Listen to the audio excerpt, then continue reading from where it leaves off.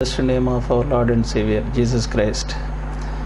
గత 2 వీడియోస్ మేము అప్లోడ్ చేసిన దాన్ని మీరు చూసి మరి మమ్మల్ని ఎంకరేజ్ చేసిన దాన్ని బట్టి మీకు వందనాలు. మరి 3వ భాగంగా మరొకసారి దేవుని వాక్యము ఏ విధంగా ధ్యానించాలి, ఏ విధంగా మరి దానిని ధ్యానించడం ద్వారా మనం దేవుని యొక్క శక్తిని పొందుతున్నాము, ఏ విధంగా దేవుని యొక్క మర్మాలు, దేవుని యొక్క సత్యాలు మనకి బయలుపరచబడుతున్నవి అనే విషయాన్ని గ్రహించటం అనే దాన్ని తెలుసుకుంటాం కొరకు ఈ వీడియో సెషన్లో మనం ప్రయత్నం చేద్దాం. నేను మిమ్మల్ని అందరినీ ఒక క్వశ్చన్ అడుగుతూ ఉంటాను. ఒక క్వశ్చన్ అడగాలని అనుకుంటున్నా. ఏమిటంటే అది ప్రతిదినము ఎన్ని నిమిషాలు లేకపోతే ఎన్ని గంటలు ఎంత సమయాన్ని మీరు జీవగ్రంథము లేకపోతే ఇంగ్లీష్లో మనం హోలీ బైబిల్ అంటాము, లేకపోతే పరిశుద్ధ గ్రంథము అని చెప్పేసి తెలుగులో మనం అనుకుంటాం. ఈ యొక్క గ్రంథంలోని దేవుని సత్యాలను గ్రహించడానికి మీరు సమయమును వెచ్చించుతూ ఉన్నారు అన్నది మిమ్మల్ని మీరు ప్రశ్నించుకోవాల్సిందిగా, ఒకసారి మీరు ఆ విషయంలో గ్రహింపు కలిగి ఉండవలసిందిగా మిమ్మల్ని కోరుతూ ఉన్నా. దేవుడు అనుగ్రహించేవి మనుషులకి చాలా ఉంటాయి. వాటిల్లో ఒకటి ప్రాముఖ్యమైనది ఏంటంటే సమయము. ఒక దినమునకు మనము లెక్కించే మరి టైం ప్రకారంగా గమనిస్తూ ఉంటుంటే ఒక దినంలో మనకి 24 గంటలు ఉంటున్నాయి.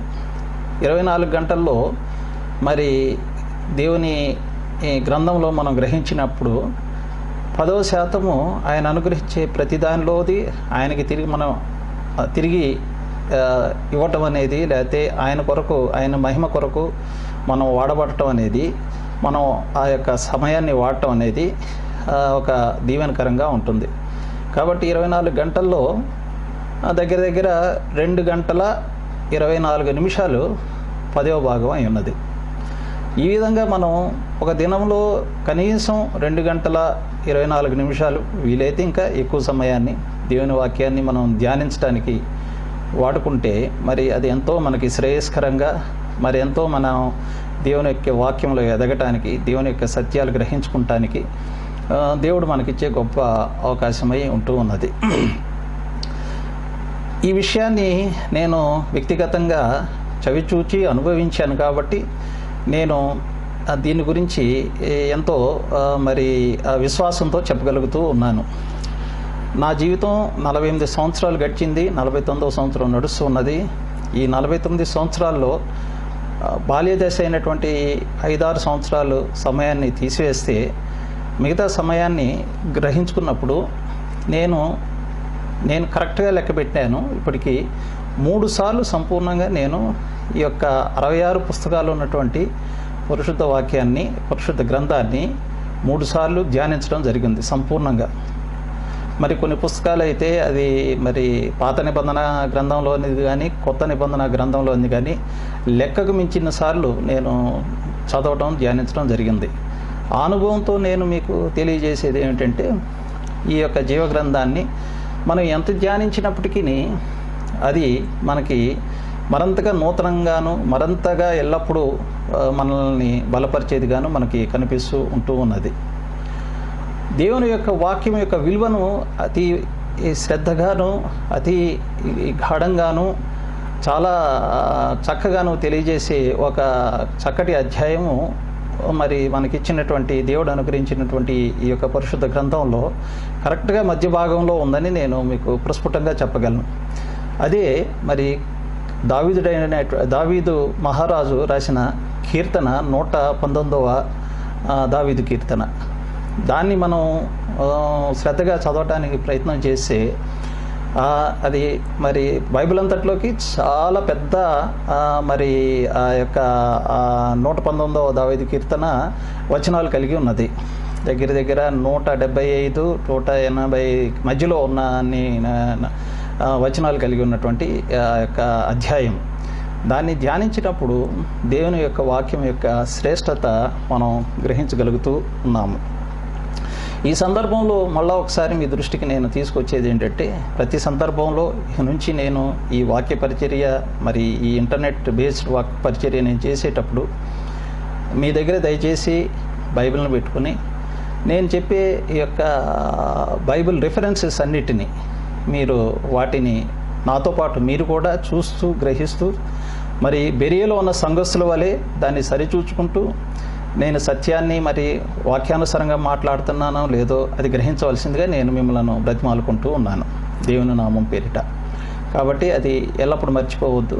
ప్రతి రిఫరెన్స్ను మీరు వీలైతే రాసుకోండి, మరలా దాన్ని ధ్యానించవలసిందిగా నేను మిమ్మల్ని అర్థిస్తూ ఉన్నాను. దేవుని వాక్యము మర్మమై ఉన్నట్లుగా మేము బోధించుచున్నాము అని చెప్పేసి పరిశుద్ధుడైనటువంటి పౌలు ఒక సందర్భంలో రాస్తూ అంటూ ఉంటున్నాడు. నిజంగానే దేవుని వాక్యము గొప్ప మర్మమై ఉన్నది. ఎట్లా అంటే, మనం యెషయా రాసిన గ్రంథంలో 28వ అధ్యాయం 13వ వచనం మనం చదివితే అది మనకి చాలా చక్కగా తెలియబరుస్తూ ఉన్నది. ఎట్లా అంటే, నేను చదువుతాను, మీరు కూడా గ్రహించండి. యెషయా రాసిన గ్రంథము 28వ అధ్యాయము 13వ వచనము. ఆజ్ఞ వెంబడి ఆజ్ఞ, ఆజ్ఞ వెంబడి ఆజ్ఞ, సూత్రము వెంబడి సూత్రము, సూత్రము వెంబడి సూత్రము, కొంత ఇచ్చట కొంత అచ్చట యెహోవా వాక్యం మీకు వచ్చును. మళ్ళా గ్రహించండి. కొంత ఇచ్చట కొంత అచ్చట యెహోవా వాక్యము మీకు వచ్చును. చాలా ఆశ్చర్యకరంగా ఉంది కదా. Here a little there a little, English ట్రాన్స్లేషన్లో ఉన్న ఆ వాక్య భాగము. Here a little there a little. దేవుని వాక్యము ఒక విషయమును గురించినది ఒకచోట సంపూర్ణంగా క్రోడీకరించి ఒకచోటే ప్రత్యేకంగా రాయబడినట్లుగా బైబిల్లో లేదని ఈ వాక్య భాగం ద్వారా మనకు తెలియజేయబడుతున్నది. మీరు చాలాసార్లు చూసుంటారు, క్రాస్ వర్డ్ అని చెప్పేసి ఇంగ్లీష్ న్యూస్ పేపర్స్లో, తెలుగు పేపర్స్లో కూడా చూసుంటారు. లేకపోతే జిగ్సా పజిల్ అని చెప్పేసి మనం మరి బాల్య దశలో ఉన్నప్పుడు లేకపోతే స్టూడెంట్స్గా ఉన్నప్పుడు దాన్ని మనం అనుభవంలో తెచ్చుకుని ఉన్న అంశమే. అంటే అక్కడిక్కడ పేర్చబడి ఉన్నటువంటి పదాలను ఒక చక్కటి అర్థం వచ్చే విధంగా దాన్ని మరి ఒక క్రమంలో పెట్టడాన్ని ఆ జిగ్సా పజిల్ లేకపోతే ఆ క్రాస్ వర్డ్ అని చెప్పేసి అంటూ ఉంటారు. దేవుని వాక్యం కూడా ఆ విధంగానే ఉంది. ఒక జిగ్సా పజిల్ వల్లే, ఒక క్రాస్ వర్డ్ వల్లే ఉంటున్నది. సో ఒక అధ్యాయము లేకపోతే ఒక వచనము లేకపోతే కొంత వాక్య భాగం చదివేసేసి మనం సంపూర్ణంగా దేవుని వాక్యాన్ని నేర్చుకుని ఉన్నాము లేకపోతే గ్రహించుకుని ఉన్నాము అని అనుకుంటే అది తప్పై ఉంటున్నది. దేవుని వాక్యం గ్రహించాలంటే చాలా ఓపిక కావాలి. ప్రార్థనాపూర్వకంగా మనం దాన్ని గ్రహించవలసి ఉన్న వారమై ఉంటున్నాము. ప్రార్థన లేకుండా, మరి విధేయత లేకుండా మరి మనం ఏదో యథాపలంగా మరి మనం చదివితే దేవుని వాక్యాన్ని మనం గ్రహించలేమండి. కాబట్టి దేవుని వాక్యాన్ని ఉన్నది ఉన్నట్లుగా దేవుడు బయలుపరిచే రీతిలో దాన్ని మనం గ్రహించాలంటే ఎంతో ధ్యానం చేస్తూ, ఎంతో మరి నేర్చుకున్న దాన్ని విషయానికి విధేయత చూపుతూ ఉన్నప్పుడు మాత్రమే దాన్ని మనం ఆ యొక్క దేవుని యొక్క సత్యాలు గ్రహించగలిగిన వారమై ఉంటున్నాం. ఇటువంటిదే మరొక వాక్య భాగం కూడా మీకు చదివి వినిపిస్తా.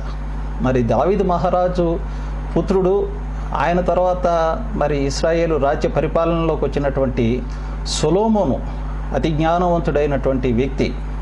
ఆయన కూడా ఒక మాట ఇక్కడ రాస్తూ ఉన్నాడు. అదేంటంటే సామెతల గ్రంథం 25వ అధ్యాయము 2వ వచనములో ఈ విధంగా రాయబడి ఉన్నది. ఇవన్నీ బహుశా మీకు తెలిసిన సంగతులే, కానీ మరలా మీ యొక్క జ్ఞాపకంలోకి మరొకసారి నేను తీసుకుని వస్తున్నా. సంగతి మరుగు చేయుట దేవునికి ఘనత, సంగతి శోధించుట రాజులకు ఘనత అని చెప్పేసి ఆయన అంటూ ఉన్నాడు. సంగతి మరుగు చేయుట దేవునికి ఘనత. దేవునికి ఘనత ఎట్లా అంటే సంగతిని మరుగు చేస్తున్నాడు. సంగతిని మరి శోధించుట రాజులు. రాజులు అంటే ఎవరు? రాజ్య పరిపాలన చేసేవారు. అంటే రాజ్య పరిపాలన చేసేవారు అంటే ఇది కేవలము మరి పాత నిబంధనలో ఉన్నటువంటి దావీదు మహారాజుకి లేకపోతే ఇశ్రాయేలు రాజులకి లేకపోతే యూదా రాజులకు మాత్రమే చెందినదా? లేకపోతే సొలొమోను రాజుకు మాత్రమే చెందినటువంటి అంశమా? కానే కాదు. మీరు బైబిల్ని మరొకసారి శ్రద్ధాపూర్వకంగా మనసు పెట్టి దేవుని యొక్క నడిపింపులో చదివినప్పుడు మీకు ఒక విషయము అర్థమవుతూ ఉంటుంది.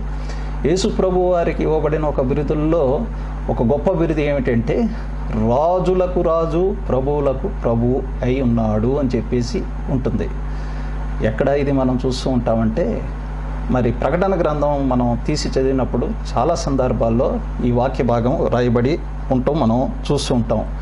ప్రకటన గ్రంథము 1వ అధ్యాయము 6వ వచనము, అదేవిధంగా ప్రకటన గ్రంథము 5వ అధ్యాయం 10వ వచనములో ఈ రాజులు అనేవారు ఎవరో అక్కడ చక్కగా తెలియజేయబడుతూ ఉన్నది.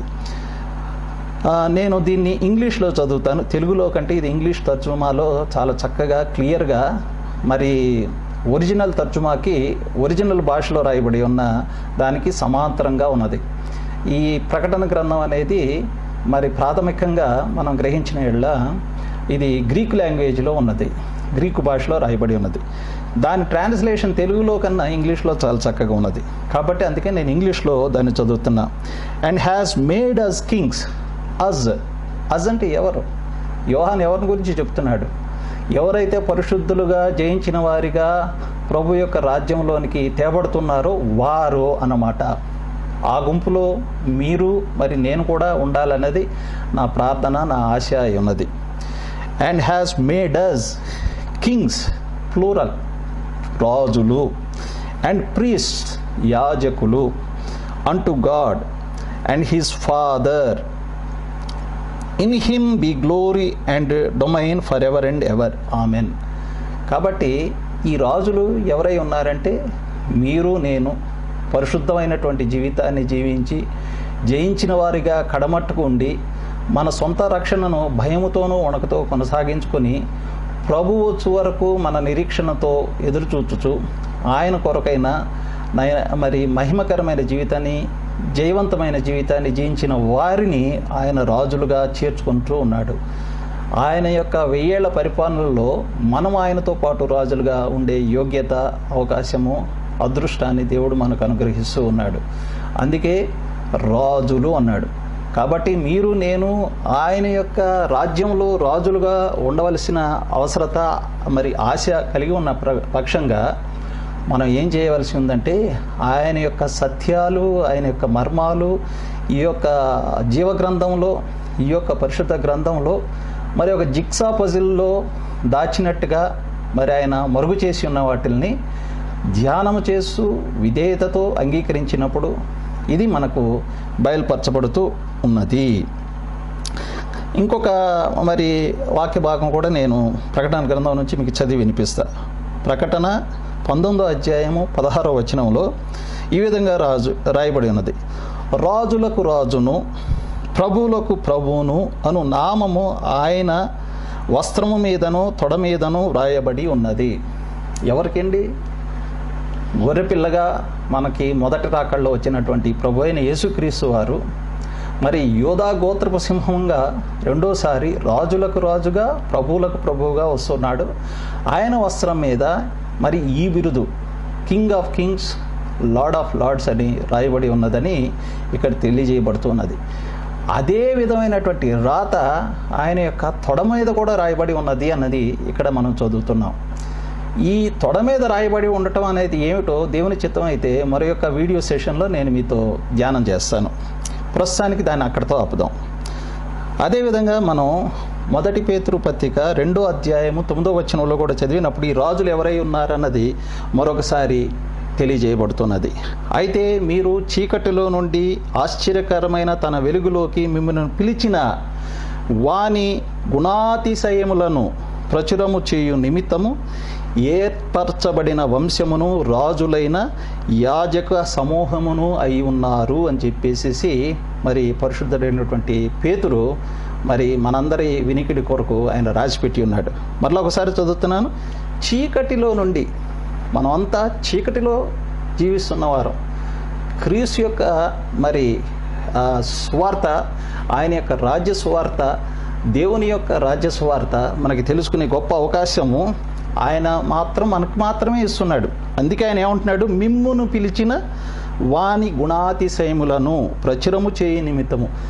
ఆయన యొక్క గుణాతిశయం అంటే ఇంగ్లీష్లో మనం క్యారెక్టర్, పర్సనాలిటీ అని చెప్పేసి అనుకుంటాం జరుగుతూ ఉన్నది. ఆయన యొక్క క్యారెక్టరు, ఆయన యొక్క పర్సనాలిటీ అంటే దేవుని యొక్క క్యారెక్టర్. దేవుణ్ణి మరి హీబ్రూ భాషలో ఏమంటారంటే యావే అని అంటారు.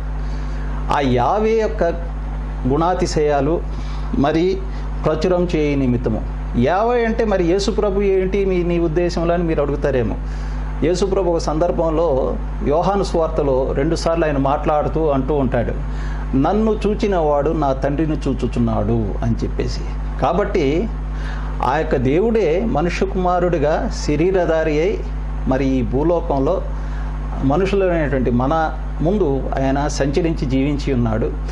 ఆయన గురించిన సత్యమే జీవవాక్యము, ఆయనే జీవవాక్యము. అది మనము యోహాను పత్రిక 1వ అధ్యాయం 1, 3 వచనాల్లో చదువుకుంటే ఈ విధంగా రాయబడి ఉంటుంది. ఆది యందు వాక్యం ఉండెను, వాక్యము దేవుని యొద్ద ఉండెను, వాక్యము దేవుడే ఉండెను అని రాయబడి ఉంటుంది. అదే యోహాను సువార్త 1:14లో ఇంకో మాట రాసి ఉంటుంది, ఏమంటే ఆ వాక్యము శరీరధారి అయి మన మధ్య నివసించెను అని రాయబడి ఉంటుంది.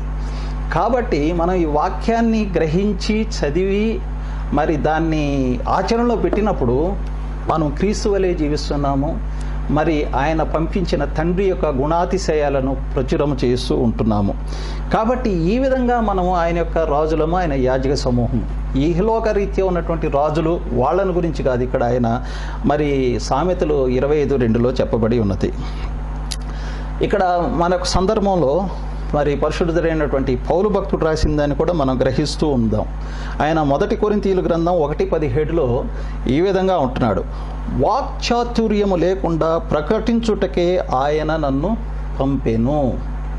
సో వాక్యం ప్రకటించబడటం అనే దాంట్లో వాక్చాతుర్యత అనే దానికి ఎటువంటి విలువ లేదు. చాలామంది చాలా గొప్పగా మాట్లాడే వాళ్ళని మనం మన జీవితకాలంలో చాలామందిని చూసి ఉంటాము.